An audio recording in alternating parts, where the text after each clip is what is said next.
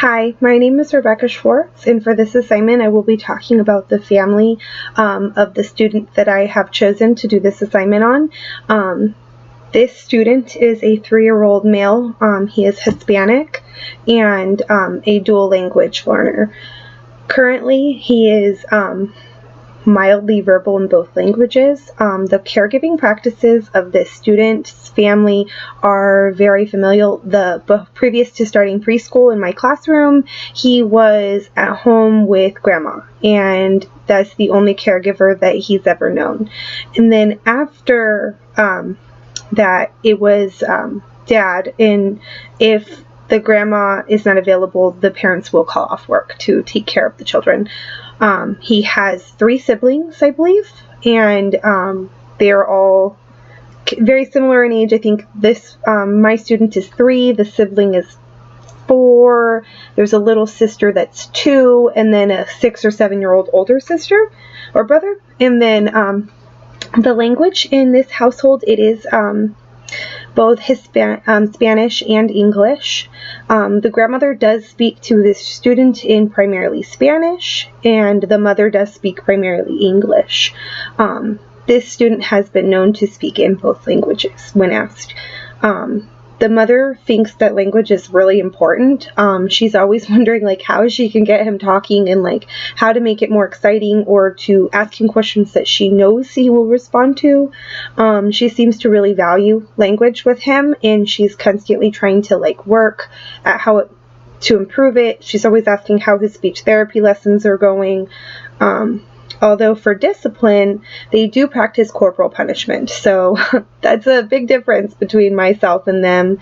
For the discipline, the corporal punishment that they practice is really different than my own views on punishment. I really don't believe in corporal punishment. I think that it's just a way to express that we're frustrated or angry as parents or as caregivers, and it just kind of reflects that to the children to show them that that's how they can respond. The first time that he bit in my class, the dad said, "Well, what did you do? Did you hit him?" And I was like, "We don't hit kids. Who hits kids? People don't do that anymore."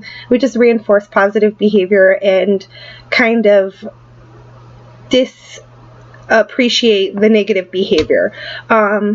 In my own cultural system, my extended family lives together, and it is very similar with their family. Their family, grandma does live with them, and but the difference is my family does practice more of a democracy, where we are working together to create these decisions, or to come up with rules and procedures and everything within our household.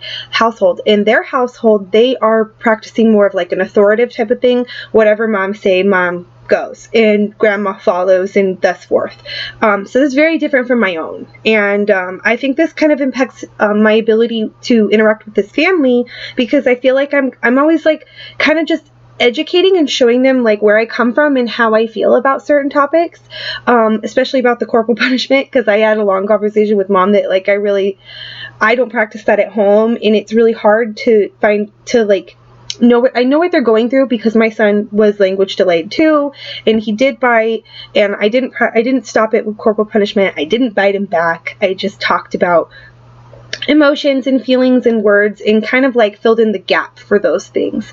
So I like to try to help families try to solve it the same way. But thank you so much. Have a great night.